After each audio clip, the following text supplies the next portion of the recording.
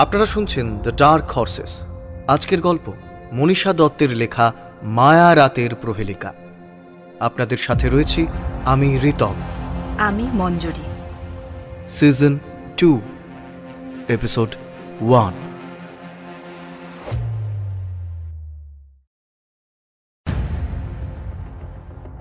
শান্তিলতা অ্যাপার্টমেন্টের বি ব্লকের 302 নম্বর ফ্ল্যাটের দরজায় কান পেতে ভিতরের মানুষগুলোর অস্তিত্ব বোঝার চেষ্টা করছে ধ্রুব। ওর দুই হাতের জোড়ায় বদ্ধ রিভলভারটা মুখ উঁচিয়ে রয়েছে। হাত কাটা সোনু ওর পার্শ্ববর্তী দেওয়ালে পিঠ ঠেসিয়ে সতর্ক হয়ে দাঁড়িয়ে আছে। দরজায় বার কয়েক করাঘাত করার পর একটি ছেলে দরজার পাল্লা অল্প খুলে মুখ বাড়ায়। ধ্রুব বোঝে এরা অতি ধুরন্ধর, এত সহজে বেরিয়ে আসার পাত্র নয়। সন্তর্পণে রিভলভারটা পিছন পকেটে গুঁজতে গুঁজতে এক গাল হেসে ধ্রুব বলে, ওই অখিলদা পাঠালো পাওনা টাকাটা বুঝিয়ে দিতে। অখিলের নাম শুনে মৃন্ময়ের গোটা মুখমণ্ডল হয়ে ওঠে চাকচিক্যময়। দাদা পাঠিয়েছে। ওদের ঘরে ডাকতে যাচ্ছিল, কিন্তু অজানা কাউকে হুট করে ঘরে ঢোকাতে অনাগ্রহী মৃন্ময় ঠোঁট বাঁকিয়ে বলে, হ্যাঁ তো দিন, এখানেই দিন। ঘরের বাইরে নেবেন? ছল চাতুরি মাখা দৃষ্টিতে তাকায় ধ্রুব। ভারী অথচ শান্ত গলায় বলে, অখিলদা যে বললো অনেকগুলো টাকার হিসেব, আমি যেন ভালো করে আপনাকে বুঝিয়ে দিই, লোকের নজর এড়িয়ে। সেইটার তাহলে কি হবে? বাইরে তো অনেকেই যাওয়া আসা করছে দেখছি। বলছি অতগুলো টাকার ব্যাপার, তাহলে এদের সামনেই। না না, ঘরে এসো, ঘরে এসো। অনিচ্ছা সত্ত্বেও মৃন্ময় ওদের ভিতরে আসতে বলে পিছন ফেরে। ঠিক তখনই সুযোগ সন্ধানী ধ্রুব ওর মাথায় পিস্তল ঠেকায়। চিরচেনা ধাতব যন্ত্রের শীতল স্পর্শ পেয়ে প্রথমত ওর মেরুদণ্ড বেয়ে ঠান্ডা স্রোত নামে, আর দ্বিতীয় ওর এটা বুঝতে বাকি থাকে না যে ও ফাঁদে পড়েছে। এক পাও নড়লে এখানেই ফায়ার করে কবর দিয়ে দেব। চুপচাপ আমাদের সাথে নিচে চল। এক হাতে মৃন্ময়ের মাথায় রিভলভার ঠেকিয়ে অন্য হাতে পিছন থেকে ওর উদ্ধত কলার ধরে ওকে দরজা বরাবর উল্টো দিকে টানতে থাকে ধ্রুব। দাদা, কে এসেছে রে? কখন থেকে দরজা খুলতে এসেছিস? রান্নাঘরের চৌকাঠ পেরিয়ে রুমালে হাত মুছতে মুছতে এই দিকেই আসছিল মৃন্ময়ের ভাই চিন্ময়। ডাইনিংয়ে এসেই আধা প্রত্যাশিত দৃশ্য দেখে ওর চোখ কপালে ওঠে। ওকে ধরার জন্য বাইরে থেকে হাত কাটা সোনু দশাসই চেহারা নিয়ে দৌড়ে ভিতরে ঢুকলে ও ভয়ে পিছিয়ে যায়। ওরা যে কাজের সঙ্গে যুক্ত তাতে পদে পদে বিপদ। এই লোক দুটো ওদের বিরোধী কারবারি দলের লোক নাকি পুলিশের তা চিন্ময় সঠিকভাবে না বুঝলেও সংকট যে দুয়ারে কড়া নেড়েছে তা ভালো মতোই আঁচ করতে পারে।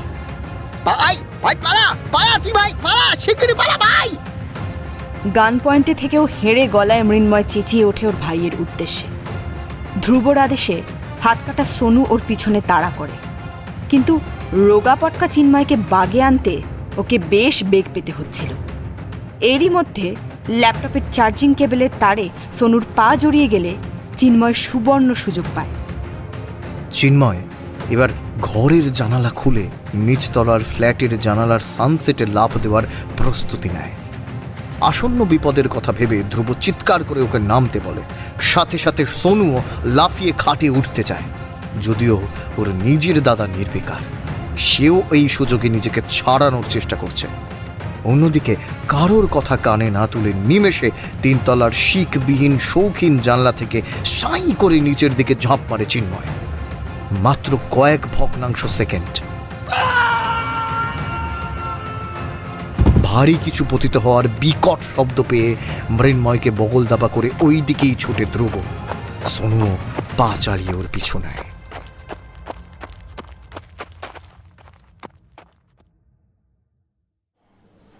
হাসপাতালের লম্বা করিডর ধরে শশব্যস্ততার সাথে সমানে পায়চারি করছিল ধ্রুব। মাঝে মধ্যে ওটির বন্ধ দরজার দিকে চোখ চলে যাচ্ছিল ওর।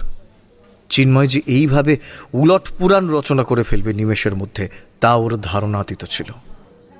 জ্যোতিষীর মতো ভবিষ্যৎ দেখতে জানলে ও সতর্কতার মাপকাঠি আরও কয়েক ধাপ বাড়িয়ে রাখত। করিডোরের এক কোনায় হাত পা ছড়িয়ে বসে কুমিরের কান্না কাঁদছে মৃন্ময়।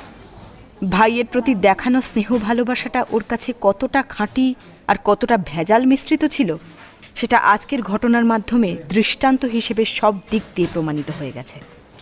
আপাত দৃষ্টিতে ওর চোখ থেকে ফোঁটা ফোঁটা জল গড়িয়ে পড়লেও সেই জলে শোকতাপের গন্ধ মিশে আছে নাকি ধড়িবাজির তা স্বয়ং ঈশ্বরই জানেন। আপাতত ধ্রুবর কাজ এর মরা কান্নার সাথে জুড়ে যাওয়া প্রলাপ বকাতেও রাশটানা। মৃন্ময়ের পাশে হাঁটু ভেঙে বসে ধ্রুব। ওর কাঁধটা সজোরে চেপে কর্কশ গলায় বলে, ভাইকে মৃত্যুর মুখে ঠেলে দেওয়ার সময় মনে ছিল না, এখন এখানে বসেছিস নাকি কান্না কাঁদতে?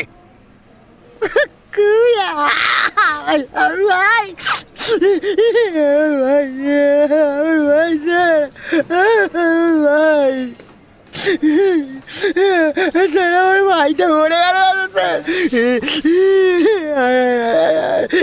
সর্বনাশ হয়ে গেল, সর্বনাশ হয়ে গেল। ভাই রে, ভাই রে, তুই কোথায় গেলি রে? ভাই রে, ভাই রে, ভাই রে, কোথায় গেলি রে তুই? ভাই রে, নাটক, হাট শালা। মৃন্ময়ের কাঁধে চাপ দিয়ে ওকে দেওয়ালের কোণে ঠেলে দেয় ধ্রুব। পড়ে যাওয়ার উপক্রম হলে আবার ওর কলার ধরে ওকে লুফেও নেয় স্বয়ং ধ্রুবই। দাঁত কিড়মিড়িয়ে বলতে থাকে, চুপ করবি নাকি মুখে গুলি ভরবো তোর কোনটা? ধ্রুবর হাতে রিভলভার দেখে মৃন্ময়ের নাটুকে কান্না থামে। অদ্ভুতভাবে নিমেষের মধ্যে চোখের জলও শুকিয়ে যায় এবং বদলে হঠাৎই ওর শরীর কাঁপিয়ে হেঁচকি ওঠে, যা দেখে হাত কাটা সোনু ওকে জলের বোতল এগিয়ে দেয়। ঢক ঢক করে পুরো জলটা খেয়ে তেষ্টা এবং হেঁচকি দুটোই নির্মূল করার পর ও বলে,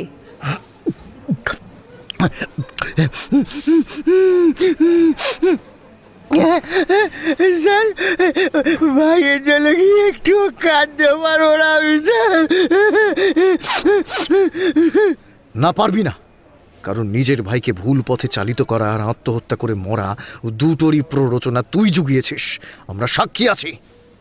বাঘে ছুলে 18 ঘাড়, পুলিশ ছুলে গুনিও শেষ করতে পারবি না।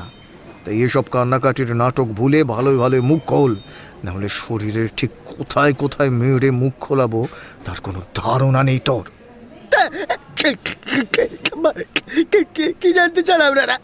দেখুন দেখুন, আমি কিন্তু দাদা অর্ডার ছাড়া বেশি কিছু বলতে পারবো না। আর তোর দাদা, সে তো এখন সরকারের খাস আবাসন, মানে লক আপে বসে বসে মশা মারছে রে, দেখবি। বলেই পকেট থেকে ফোন বের করে যে কোনো একটা নিউজ চ্যানেল খুলে দেয় মৃন্ময়ের সামনে। খবরের শিরোনামে অখিল আর মনোরমার গ্রেপ্তারি সংবাদ দেখে মৃন্ময়ের চক্ষু চড়ক গাছ হয়। এবারও সবটা বুঝতে পারে।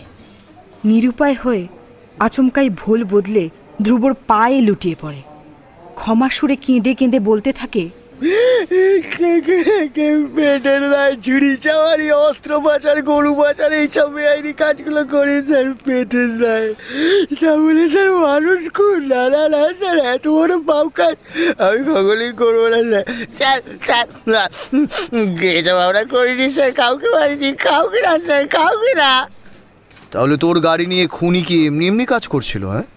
নাকি আবার তুই নিজের গাড়িটাকে খুনির নির্দেশে লাশ পাচার করার কাজে ইউজ করেছিলিস, কোনটা? আপনি ভুল ভাবছেন স্যার, এই কাজ করার ক্ষমতা আমাদের কারণ নেই স্যার, আমরা মেন্টালি অত স্ট্রং নই স্যার। তাছাড়া আমরা ভালো পরিবারের ছেলে স্যার, চাকরি লাভ পেয়ে দাদার দয়ায় আর পেটে টানে স্যার। চল, মেনে নিলাম তোরা খুন করিসনি, খুনির হয়ে কাজও করিসনি। তাহলে তোদের গাড়ি চুরি যাওয়ার পর থানায় কেন জানালি না? যেখানে গাড়িটা তোদের নিজেদের ছিল আর অখিল বিশ্বাসের সাথে তুই টোটালি কন্ট্যাক্টে ছিলি। চুরির ব্যাপারে জানতিস না এমন তো নিশ্চয়ই নয়। না মানে মানে স্যার, মানে আসলে আসলে স্যার মানে মনে করে মাথাটা গরম করাবি তো পুড়ে মরবি। যা বলতে চাস স্পষ্ট বল। বলছি বলছি স্যার, বলছি স্যার, স্পষ্ট করে বলতে গেলে ওটা ওটা চুরির গাড়ি স্যার, চুরির গাড়ি। কে তবে যে অখিল বিশ্বাস আমাদের জানালো সে নাকি তোদের গাড়ি নিয়ে পালিয়েছিল, তাহলে কি সেটা মিথ্যে? দাদা যেটা জানতেন সেটাই বলেছিল আপনাদের। কি ঠিক বুঝলাম না। আসলে দাদা জানতো ওটা আমাদের গাড়ি, কিন্তু আমরা জানতাম গাড়ির মালিক আমরা নই। হোয়াট? এই ছাড়ে, তুই আর কি মারছিস আমার সাথে? আমাকে দেখে কি তোর দুধের শিশু বলে মনে হচ্ছে? আমি সত্যি বলছি স্যার, আমরা চাইনি দাদা আমাদের গাড়ি নিয়ে সেটাকে গচ্ছিত রেখে দিক। কত কষ্টে গাড়িটা কিনেছিলাম, দাদা কবে ফিরবে তারও কোনো গ্যারেন্টি ছিল না। অনির্দিষ্টকালের জন্য গাড়িটাকে ছেড়ে কীভাবে থাকতাম, তাই রোজকার মতো সেই রাতেও আমরা দামি গাড়ির সন্ধানে বেরোই। ভাবিনি সেম কোম্পানির খুঁজতে গিয়ে সত্যি সেম গাড়িটাই পেয়ে যাবো স্যার। কোথায় খুঁজে পেয়েছিলি সেই রত্ন? স্টেশন রোড ধরে ওই সোজা হাইওয়ের দিকে গেলে যে পুরনো পেট্রোল পাম্পটা পড়ে, ওখানে পেট্রোল পাম্প অনেক আছে, কোনটা ঠিক করে বল। ওই তো স্যার চতুরঙ্গ মেলা ময়দানের যেখানে অনুষ্ঠান হয়, ওটা থেকে মিনিট 5 হেঁটে গেলে যে শ্যাওলা ধরা পেট্রোল পাম্পটা পড়ে ওটার কথা বলছি স্যার। তাহলে ওখান থেকে গাড়িটা বেপাত্তা করেছিস তো? না স্যার, ওখানে নয়, ঠিক ওখানে নয়। গাড়িটা তো ওই চতুরঙ্গ মেলা ময়দান আর পেট্রোল পাম্পের ঠিক মাঝে রাস্তায় রাখা ছিল। ওখানে আলোর জোর কম, মাঝে মাঝে অন্ধকার থাকে, হালকা অন্ধকার, হালকা। গাড়ির মালিক তখন কোথায় ছিল? তোদের মতো ডিজিটাল চোরের জিম্মায় দামি গাড়ি রেখে সে কি অতক্ষণ ধরে নিরালায় হাওয়া খাচ্ছিল? হ্যাঁ না স্যার, গাড়িটা ওখানে আগে থেকেই দাঁড়িয়েছিল এমনটা না। আমরা যখন কোনো সুরাহা করতে না পেরে ফিরে যাচ্ছিলাম তখনই গাড়িটা থামার শব্দ পেয়ে পিছন ফিরে তাকাতেই লাল রঙের চকচকে সেডানটাকে দেখতে পাই। আমরা যেন হাতে চাঁদ পেয়ে যাই স্যার। মদ পেতে বসে থাকি মালিকের নামার অপেক্ষায়। মিনিট কয়েক পর একটা লোক নেমে আসে গাড়ির দরজা খুলে। লোক মানে গাড়ির ওনার পুরুষ ছিল? তা জানি না স্যার, তবে অন্ধকারে স্পষ্টভাবে দেখে তো লোক গোছেরই মনে হয়েছিল। লোকটার জামা কাপড় বলতে স্যার ওই বিশাল একটা আল কালার মতো কোট পরেছিল। গরমেও স্যার ভালো হাইট ছিল। গাড়ি থেকে নেমে এসে পেট্রোল পাম্পের দিকে এগোচ্ছিল। তার মানে ওর তেল ভরার ছিল গাড়িতে, কিন্তু গাড়িটা 7 হাত দূরে দাঁড় করিয়েছিল কেন? এটা তো বলতে পারবো না স্যার, তবে লোকটা একটা মাঝারি মাপের কাগজের ব্যাগ কবজিতে ঝুলিয়ে রেখেছিল আর অন্য হাতে ফোন ঘাটছিল মনোযোগ দিয়ে। আমরা তো ওর ওই অন্য মনস্কতার সুযোগটা নিয়েই গাড়িটা হ্যাক করে নিয়ে আর করার পর ভাইকে পাঠাই হাইজ্যাক করাতে। মানে তোর ভাই গাড়ির কাছে একা গিয়েছিল, তুই যাসনি কেন? আমি তো কোনোদিন গাড়ির কাছে যাই না স্যার, আমি হ্যাকিংয়ে এক্সপার্ট আর ভাই ড্রাইভিংয়ে। আমার দ্বারা হ্যাক করা হতো আর হ্যাকিংয়ের মাল চালিয়ে চম্পট দিত ভাই। মাঝখানে যাতে কোনো লাফড়া না হয় তাই আমি প্রক্সি দেওয়ার জন্য থেকে যেতাম। বুঝলাম, বেশ, তাহলে এবার চটপট বলে ফেল সেডানের নম্বরটা কত ছিল? এগুলো স্যার তো সব ভাই জানতো, কিন্তু ভাই মনেটা কি? তুই তাহলে কি করতে বলেছিলি? সেই দিনকে গ্যারেজে ওর সঙ্গে আমারও যাওয়ার কথা ছিল, কিন্তু নেক্সট প্ল্যানিং নিয়ে ডিসকাস করতে দাদা আমাকে ওনার বাড়িতে ডেকে নেয়। আমি সেখানে চলে যাই, বলে ওই গাড়ির সব ডিটেল শুধু ওই জেনেছে, আমার আর জানা হয়নি স্যার। দাদা যাতে বুঝতে না পারে তাই জন্য গাড়ির লং বদলাতে গ্রে কালারের কার স্টিকারও লাগিয়ে দিয়েছিল আর নাম্বার প্লেট চেঞ্জ করেছিল সেটাও। কার স্টিকার কেন? কারণ আমাদের গাড়ির রং গ্রে ছিল আর ওই গাড়িটা লাল। দাদা যে দৌড়ে ফেলতো আমাদের জোর চুরি, তাই চিন্ময় সবটা পাল্টে দিয়েছিল ভাইটা। আচ্ছা ঠিক আছে। আচ্ছা, কাজ মেটার পর এই বিষয় নিয়ে তোদের দুই ভাইয়ের মধ্যে আর কোনো আলোচনা হয়নি? না স্যার, তা তো হয়নি স্যার। কেন?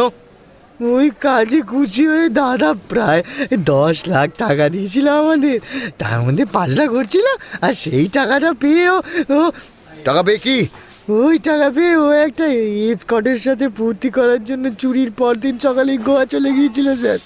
1 সপ্তাহ ওখানে কাটিয়ে আজ সকালেই তো ফিরেছিল। তাই এসব বিষয় নিয়ে ঠিক মতো আর কথা বলা হয়ে ওঠেনি ভাইটা। চাপ! কপালে নেই ঘি আর ঠকঠকালে হবে কি। এই শোনো, এই মালটাকে তুলে বাড়িতে দিয়ে আয়, আর বাকি 80,000 টাকা কাউন্টারে জমা করে দে। চিন্ময়ের অপারেশনটা সাকসেসফুলি হওয়া খুব জরুরি। কিন্তু মানে সব ঠিক আছে, কিন্তু টাকাটা। আরে টাকা কি তোর আমার পকেট থেকে দেবো নাকি? এটার ফ্ল্যাটে গিয়ে ওই 5 লাখের থেকে 80,000 কেটে নিয়ে জমা করে দে, সিম্পল। তাহলে ঠিক আছে, 8 ঘন্টার মধ্যেই কাজ হয়ে যাবে ধ্রুব স্যার, আপনি নিশ্চিন্তে থাকুন। তোর উপর আমার ভরসা আছে শোনো। চল, আমি এলাম, এদিকটা সামলে নিস। সোনুর কাঁধ চাপড়ে ঠোঁটে মৃদু হাসির রেখা টেনে শীঘ্রই ওখান থেকে প্রস্থান করে ধ্রুব। বাইরে এসে হাসপাতালের পার্কিং লট থেকে বাইকটা বের করেই আগে ভাগে ওটাতে চড়ে বসে পড়ে। যতটা সম্ভব ততটা গতি বাড়িয়ে ছুটে চলে পিজি ঠিকানার উদ্দেশ্যে। আজ যেভাবেই হোক, যে কোনো প্রকারেই হোক, চিরকুটে লেখা অক্ষরগুলোর লুক্কায়িত অর্থ ওকে খুঁজে বের করতেই হবে। তার জন্য শত ক্লান্তি, শত শ্রান্তি, শত অসুস্থতাকে দূরে ঠেলে গোটা একটা রাতও দিব্যি নির্ঘুমে কাটিয়ে দিতে পারবে।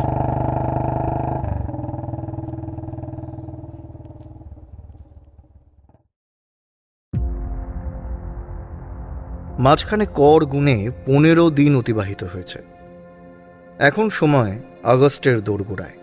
তবে এখনো পর্যন্ত এই কেসের মূল অভিযুক্ত পুলিশ তথা ধ্রুবর কাছেও সমানভাবে অধরা।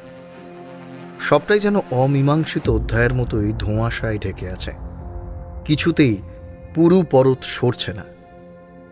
দিন 15 লম্বা সময়ের মধ্যেই পুনরায় আরও একটি অস্বাভাবিক নারকীয় মৃত্যুর সাক্ষী হয়েছে গোটা শহর।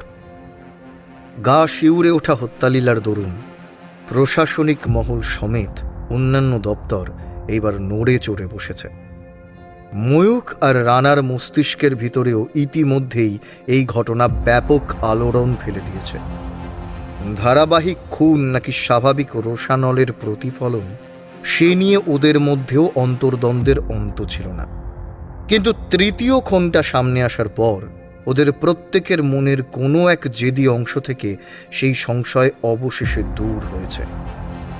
এই মুহূর্তে ধ্রুবর তদন্ত সীমারেখা না ছুলেও তার চারপাশেই ঘোরাফেরা করছে নিঃসন্দেহে।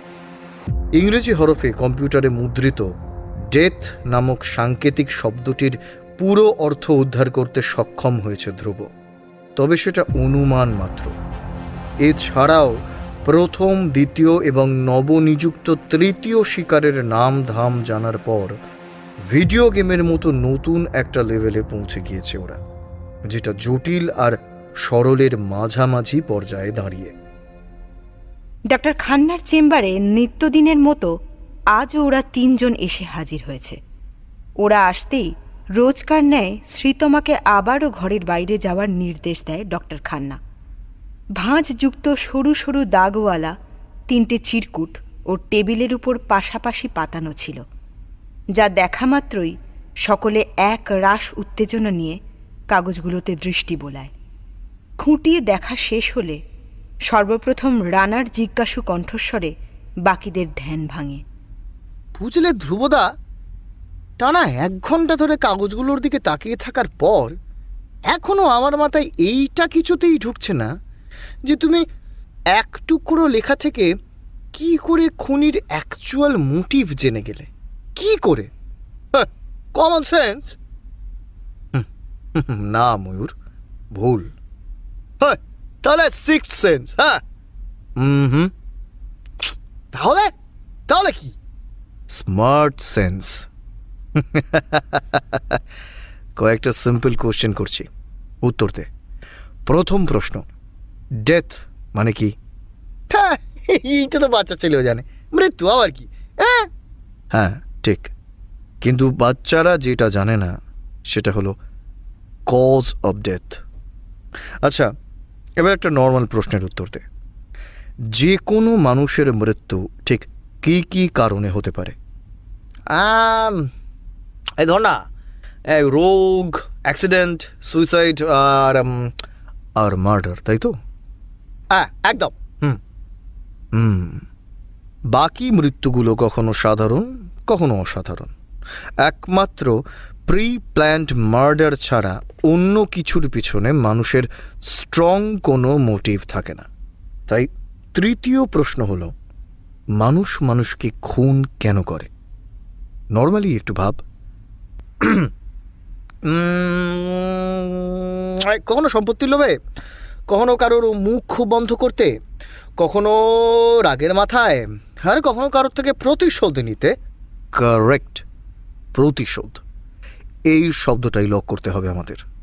লক করতে হবে মানে এই কেবিসি চলছে নাকি?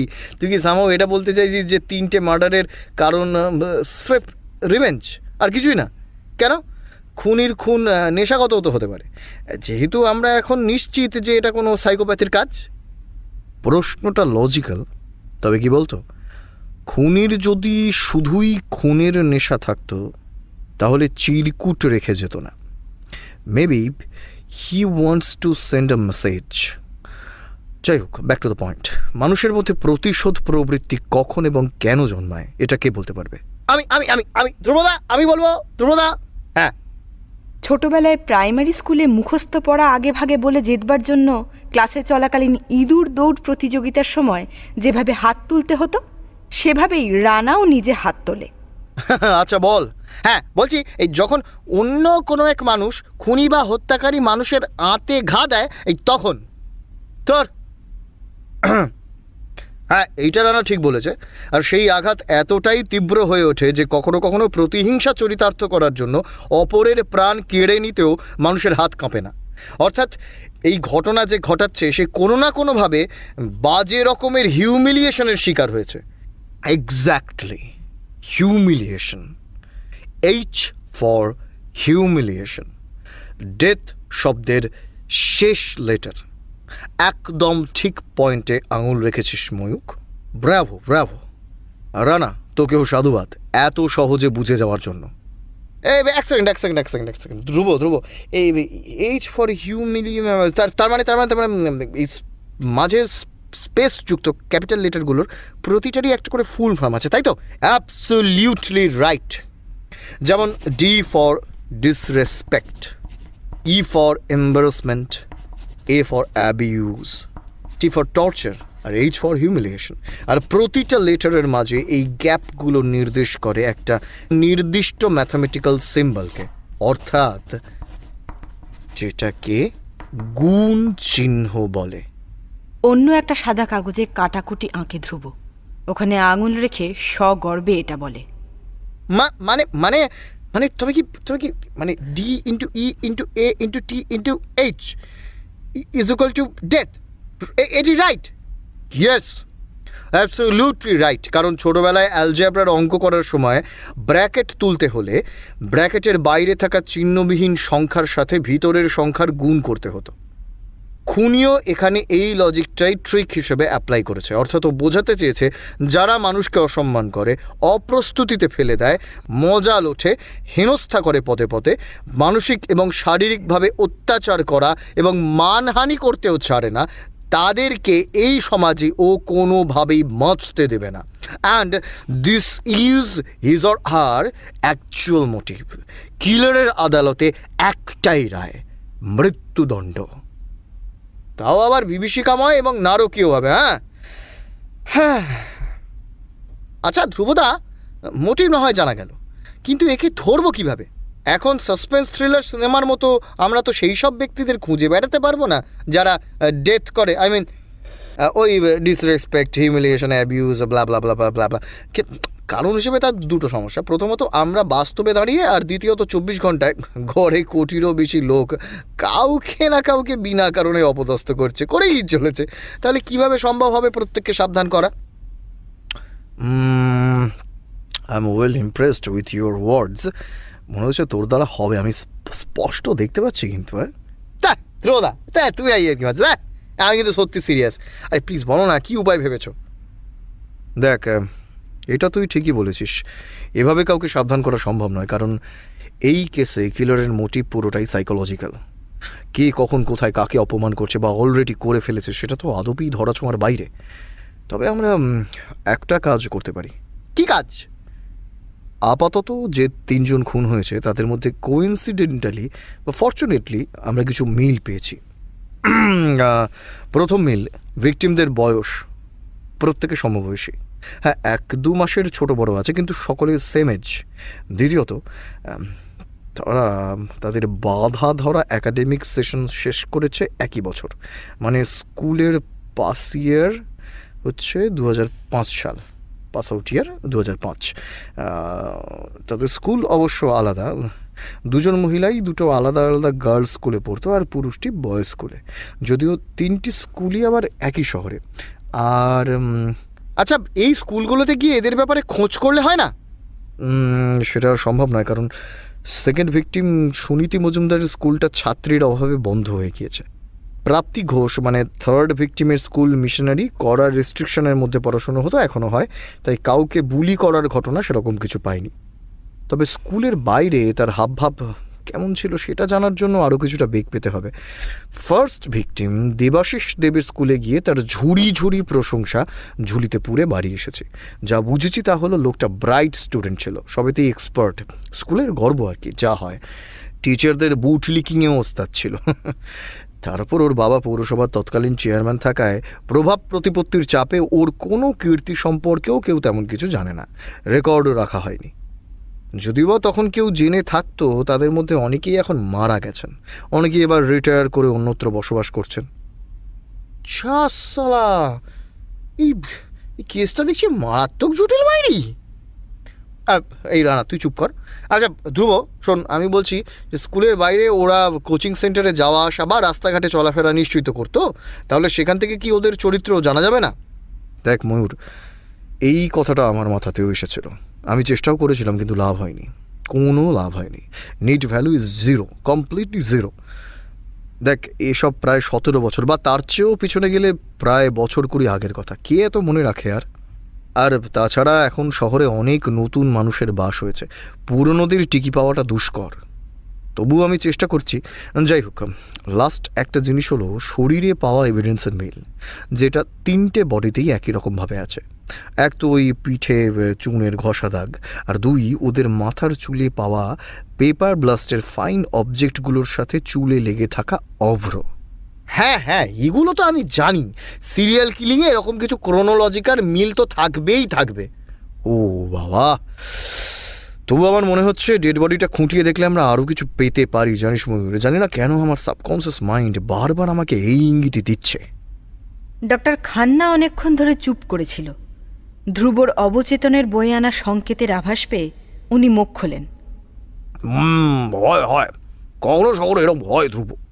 তুমি যখন কোনো বিষয়ের মধ্যে একেবারে ডুবে যাও, যে কোনো মূল্যেই তার ঝড় অবধি পৌঁছনোর আপ্রাণ চেষ্টা চালাতে থাকো, তখন তোমার সাবকনসিয়াস মাইন্ডেও সেই সব চিন্তাভাবনাগুলোই গুরুতর প্রভাব ফেলে, যার ফলে ওটা আরও স্ট্রং হয়ে ওঠে। এবার সচেতন মনের থেকেও বেশি স্পিডে অবচেতন মনই তোমার চারপাশটা ঘুরে এসে তোমাকে ইঙ্গিত দিতে থাকে সূত্রের ব্যাপারে, আর যেটা 99% ক্ষেত্রে সঠিক হয়ে যায় ধ্রুব। আপনি ঠিকই বলেছেন স্যার, এবং এই জন্য আমাকে একবার মর্গে যেতে হবে। শুনছি এই লাশ 3টের বডি পরিষ্কার করে আপাতত মর্গে রাখা হয়েছে, কাল পরশুর মধ্যে পরিবারের হাতে তুলে দেওয়া হবে। কিন্তু কিন্তু কিন্তু ধ্রুব ধ্রুব, ওসি যে মর্গের চৌহদ্দি মারানোতেও তোর ওপর ট্যাবু লাগিয়ে রেখে দিয়েছে। ইস, সেদিন যদি ফোনটা সাইলেন্ট রাখতিস রানা, তাহলে আজ সত্যি ভাই তুই কবে সিরিয়াস হবি বলতো? কবে আর কবে বড় হবি বলতো তুই? আরে আরে আমি তো চার ওসব যাওয়ার হয়ে গেছে, আমি নাইবা যেতে পারলাম, তুই তো পারবি ময়ূর। হ্যাঁ হ্যাঁ হ্যাঁ, আমি আমি আমি কেন আবার এসবে? তুই যাবি, তোকেই যেতে হবে। রাত 2টোর দিকে পিছনের পাঁচিল টপকে সোজা মর্গের ভিতর চলে যাবি, কোনো দিকে তাকাবি না। 3, 5 আর 8 নম্বর ড্রয়ারে আছে লাশ, খুললেই দেখতে পাবি। প্রতিটার 10 কপি করে সব অ্যাঙ্গেল ছবি তোলার পর সেগুলো হোয়াটসঅ্যাপেই পাঠিয়ে ডিলিট ফর এভরিওয়ান করে দিবি, যাতে কেউ না জানতে পারে। আর তোকে অন্য একটা নাম্বার দেব, ছবি সেখানে পাঠাবি। সুমন্ত বাগচিকে আমি আর ব্যাগরা দিতে দেব না। হ্যাঁ, ও এইসব আমাকে করতে হবে? রাত দুপুরে গিয়ে লাশ খুঁজবো? ওরে বাড়ি, জয় মা কালী, মা রক্ষা করো, মা মা রক্ষা করো। ও বাবা, আজ রাতে না জানি আবার বলি চরে। ও বাবা রে, প্লিজ ময়ূর, বাচ্চাদের মতো করিস না। এখন তো সবে শুরু, কেস যত গভীরে যাবে ততই তোর সাহায্যের প্রয়োজন পড়বে। দরকার পড়লে থানা থেকে যাবতীয় ইনফরমেশনও তোকেই লিক করতে হবে। Be prepared for any kind of situation. চোখ কান খোলা রাখ। হ্যাঁ, সে ঠিক আছে, চোখ কান সব সব খোলা রাখবো আমি। কিন্তু তুই যাচ্ছিস কোথায় ধ্রুব? হসপিটাল গিয়ে দেখি চিন্ময়ের অবস্থার একটু উন্নতি হলো কিনা। ডক্টর বলেছে ও কোমায় চলে গেছে, কিন্তু তাও যদি কোনো মিরাকল ঘটে। গাড়ির নাম্বারটা জানতে পারলে খেলাটা যে আরো সহজ হয়ে যেত রে। হ্যাঁ তা ঠিক, সবই ওই কপালের গেরো। তুই যা, আমি রাত্রির 2টো নাগাদ, ওই সময় আবার আত্মাটা বেশি। ঠিক আছে ঠিক আছে, আমি মর্গে পৌঁছে যাবো, ওখানেই দেখা হচ্ছে। হ্যাঁ যাবি অবশ্যই। ওকে, টেক কেয়ার, বাই। মাথার মধ্যে অজস্র ভাবনা নিয়ে ডক্টর খান্নার ল্যাব ছাড়ে ধ্রুব। নিচে নেমে রয়্যাল এনফিল্ডের ধোঁয়া উড়িয়ে ধীরে ধীরে দূরে মিলিয়ে যায়।